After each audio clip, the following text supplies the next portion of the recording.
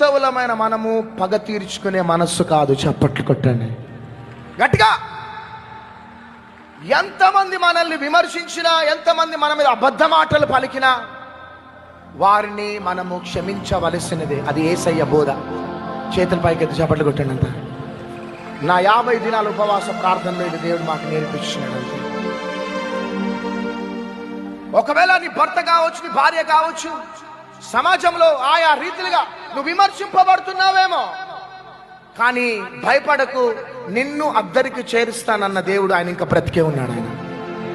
బ్రతికే ఉన్నాడు అంతే.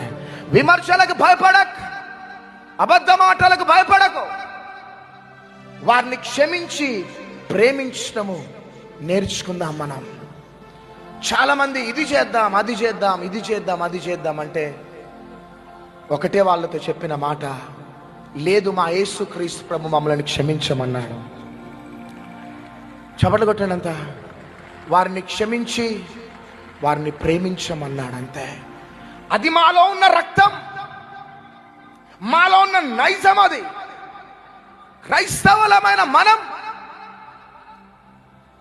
చనిపోయే అంతవరకు కూడా మన శత్రువులని మనం ప్రేమించి క్షమించాలి అంతే. చప్పట్లు కొట్టాలంతే. ఇదే ఈరోజు 50 days ఫాస్టింగ్ సందర్భంగా క్రైస్తవులారా నేర్చుకోండి. వారు విమర్శిస్తున్నారని నువ్వు కౌంటర్ ఇవ్వకు. కౌంటర్ ఇవ్వటం మన పరిచర్య కాదు, కౌంటర్ ఇచ్చేవాడు ఇస్తాడంతే. చేతులు పైకి ఎత్తి చప్పట్లు కొట్టండి గట్టిగా.